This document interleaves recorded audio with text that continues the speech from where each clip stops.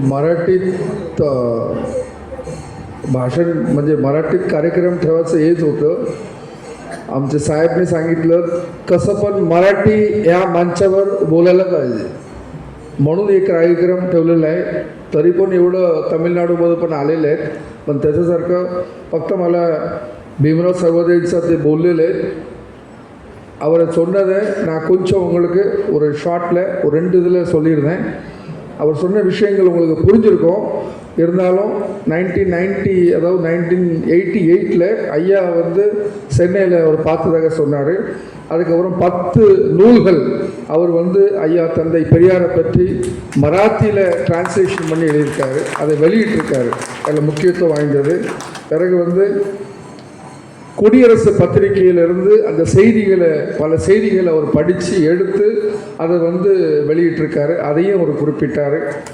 பிறகு மனுஸ்மிருதி வேதா, அதாவது மனுஸ்மிருதியை பற்றி இங்கே சொல்லக்கூடிய அந்த அதை வந்து போதிக்க அதை வந்து எல்லா பள்ளிகளிலும் எல்லா இடங்களிலும் சொல்லக்கூடியதை வந்து அவர் கடுமையாக அதை எதிர்த்து அதை பேசுகிறாரு. ஐயா தந்தை பெரியாரை பற்றி திராவிட மூமெண்ட் எப்படி தமிழ்நாட்டில் எவ்வளவு ஒரு கடுமையான ஒரு வலிமை பெற்றிருக்கோ அந்த வலிமை மகாராஷ்டிராவில் பெறவில்லை என்கின்ற ஒரு ஆதங்கத்தில் அவர் அதை வெளிப்படுத்துகிறார். இப்படி சில விஷயங்களை அவர் சொன்னார். அவருக்கு மிக்க நன்றி. धन्यवाद साहेब, भीमराव साहेब.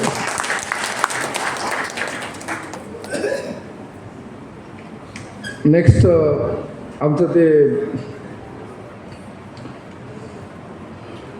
ப்ரொஃபஸர் சார் त्यांना जायचं आहेत.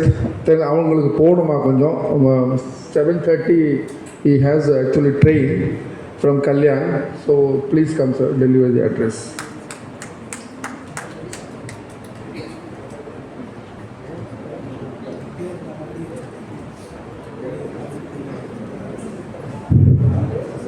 नमस्कार सर्वांना. मंचावरील सन्माननीय डॉक्टर वीरमणी सर, खरं तर कार्यक्रमाच्या शेड्यूलमध्ये माझ्या नावाचा काही उल्लेख नाही आहे, तरी देखील महाराष्ट्र अंधश्रद्धा निर्मूलनाचा एक जबाबदार राज्य पदाधिकारी म्हणून आणि त्याचबरोबर राष्ट्रीय स्तरावरती असलेले फेडरेशन ऑफ इंडियन राष्ट्रीय असोसिएशन याचा जनरल सेक्रेटरी म्हणून आणि मी महाराष्ट्रामध्ये म्हणजे नाशिकमध्ये वास्तव्याला असल्याकारणानं आज या ठिकाणी जो काही कार्यक्रम DK आणि राष्ट्रीय फोरमच्या मुंबई राष्ट्रीय फोरमच्या माध्यमातून होऊ घातलेला आहे, या कार्यक्रमाच्या निमित्तानं सन्माननीय डॉक्टर वीरमणी सर आपल्या मुंबईमध्ये महाराष्ट्रामध्ये आलेले आहेत. ते आलेले आहेत या कारणास्तव मी माझा एक दुसरा कार्यक्रम त्या ठिकाणी मुंबईमध्ये होता, तो थोडासा अर्धवट टाकून इकडे या कार्यक्रमासाठी मुद्दाम आलेला आहे आणि त्यांचं स्वागत या ठिकाणी नक्कीच मला करावंसं वाटतं. आणि जे काही प्रेम त्यांच्याकडून मला मिळालेलं गेलं आहे अनेक वर्षापासून, कारण आपल्याला जर माहिती असेल की फिराची 13वी नॅशनल कॉन्फरन्स मागच्या वर्षी तिरुचिरापल्लीला झालेली होती डिसेंबर महिन्याच्या अखेरीस, आणि त्या परिषदेचं 2 दिवसाचं पूर्णपणे संयोजन DKच्या माध्यमातून आणि रेस्टलेस फोरमच्या माध्यमातून अतिशय यशस्वीपणे अतिशय चांगल्या पद्धतीने ती कॉन्फरन्स त्या ठिकाणी घडवली गेलेली होती. याचं सर्व श्रेय माननीय वीरमणी सरांना त्या ठिकाणी नक्कीच जातं आणि त्याचबरोबर त्यांच्या सर्व टीम्सला, त्यांचे सगळे जे काही कलिग्स आहेत त्यांना सर्वांना जातं.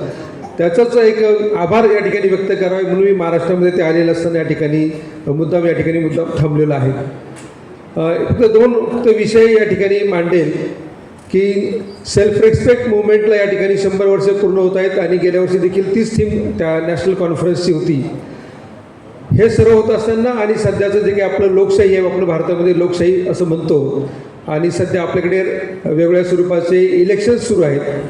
या सर्व स्वरूपाच्या इलेक्शन्समध्ये आपण सध्या आता जे काही ट्रेंड या ठिकाणी डेव्हलप होताना दिसतोय की अनेक उमेदवार इलेक्शन न होता देखील निवडून जात आहेत. ज्यावेळेस आपण असं म्हणतो की माणसाची अस्मिता जपली पाहिजे, माणसाला रिस्पेक्ट दिला पाहिजे, त्याच पद्धतीने जो काही मतदार आहे त्या मतदाराला देखील रिस्पेक्ट दिला गेला पाहिजे. अशा पद्धतीने जे काही बळजबरीच्या माध्यमातून धाकधपटशाही करून त्या ठिकाणी उमेदवारांना बसवलं जातं आणि आपल्या सर्वांचा जो काही व्होटर म्हणून जो काही रिस्पेक्ट आहे तो रिस्पेक्ट मला नक्कीच वाटतं की तो आता कुठेतरी दाबला जातो आहे. So not only the human's self respect आपण जपला पाहिजे. But the voters respect sir, I just wanted to say that the voters respect also should be follow, because the trend nowadays in the politics and in the elections is such that the candidates, their nominations or the applications are getting withdrawn by some different means. So the self-respect and the voters' respect also needs to be followed in this current situation. अतिशय लोकशाहीला मोठ्या प्रमाणामध्ये धोका होताना आपल्याला सध्याच्या परिस्थितीमध्ये दिसतोय. हे सर्व जर आपल्याला थांबवायचं असेल तर आपल्या DK सारखी चळवळ असेल, सोशल रॅशलिस्ट फोरम सारखी चळवळ असेल, महाराष्ट्र अंधश्रद्धा निर्मूलसारखी चळवळ असेल, फिरासारखी चळवळ असेल, यांच्या माध्यमातून आपल्याला लोकशाहीच्या संदर्भातले जे काही धोके आहेत ह्या सर्व धोक्यांना देखील आपल्याला हात घालावा लागेल आणि ते धोके कशा पद्धतीने कमी करता येतील हे देखील आपल्याला त्याच्याबद्दल देखील आपल्याला काम करावं लागेल असं मला त्या ठिकाणी म्हणावंसं वाटतं. सरांनी अगोदर सांगितलं, अगोदरच्या वक्त्यांनी की त्यांनी आंबेडकरांचं आणि पेरियारांचं कम्पॅरिझन छान पद्धतीने सांगितलं. सध्या जे काही राष्ट्रीय धोरण जे आपलं ते एज्युकेशन संदर्भात NEPच्या माध्यमातून अतिशय धोकादायक अशा स्वरूपाचं NEPच्या माध्यमातून त्या ठिकाणी एज्युकेशन आपल्याकडे दिलं जाणार आहे आणि NEPला विरोध करणारं एकमेव राज्य म्हणजे त्या ठिकाणी तामिळनाडू राज्य आहे आणि त्यामुळं त्यांचा आदर्श आपण त्या ठिकाणी घेतला पाहिजे. आणि फक्त म्हटलं जातं NEPमध्ये की आम्ही क्रिटिकल थिंकिंग करणार आहोत, सायंटिफिक टेम्पर डेव्हलप करणार आहोत. प्रत्यक्षामध्ये मात्र करिक्युलममध्ये क्रिटिकल थिंकिंग कुठे आपल्याला दिसत नाही, सायंटिफिक टेम्पर दिसत नाही. या सर्व गोष्टींचा अंतर्भाव खऱ्या अर्थानं आपल्याला NEPच्या माध्यमातून जर करायचं असेल आणि NEP खरं तर ती आपण काढूनच टाकायला पाहिजे पॉलिसी आणि आपल्या DKच्या माध्यमातून आणि त्यांच्या पाठिंब्याने आपण या सर्व गोष्टी करायला पाहिजे राजकारणाच्या मदतीने असं मला त्या ठिकाणी वाटतं. एवढं बोलून मी या ठिकाणी थांबतो. जाण्याच्या पूर्वी आमच्या संघटनेचा जो काही वार्षिक अंक आहे अंधश्रद्धा निर्मूलन पत्रिका आणि आमच्या संघटनेने काढलेले कॅलेंडर आहेत, हे कॅलेंडर मी सरांना या ठिकाणी सप्रेम भेट देणार आहे. या ठिकाणी थांबतो. धन्यवाद.